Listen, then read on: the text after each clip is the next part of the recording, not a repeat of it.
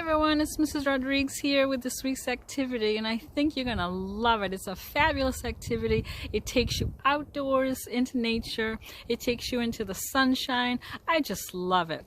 And you're going to become what we call a sculptor who works with sticks. You're going to become a stick gatherer.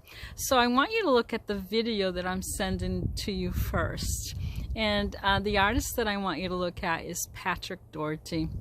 And he is a sculptor, and he does what we call public art. So he goes into different locations and he makes a plan, and he just uses sticks, and he has all kinds of people helping him, and he transforms sticks into these kinetic sculptures where people can go inside them, they can play around them, and basically it's an installation. And he's not too worried about, you know, let's say if a large wind comes by, he's not too worried about that.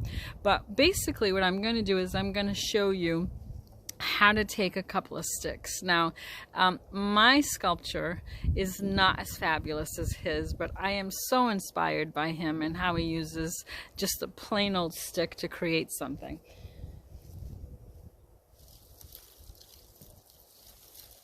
So what you want to do is you want to begin to find some sticks around your neighborhood, and you're going to take them and basically begin to work with them.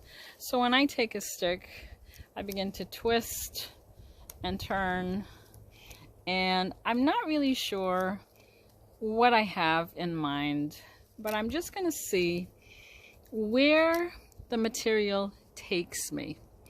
I'm not going to have a plan. I'm going to use my intuition. That's what this is all about.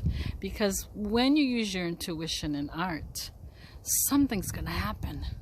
Something is going to transform itself. And that's what this week's lesson is all about. And I'm going to keep doing that. And then I've got all these little gaps here, all these empty spaces. And what I can do with that is I can add another little stick to it. And I can begin to twist and turn.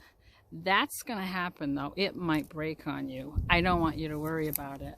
I just want you to make it work. Now, if you find some green sticks, those are the best kind of sticks to use, because then you can bend them. And that's what he suggests you do. Now, if you have something at home that you could use, like a bread tie, to hold it together, you could do this. But the whole idea is to take the stick and see what you can make with it. Now, I'm not as brilliant as Patrick is, but I was so inspired by him that I turned sticks, just a couple of sticks, and I turned them into this fabulous sculpture. It looks like a heart. I didn't intend it to become a heart. It just turned out that way. And that's what I want you to do.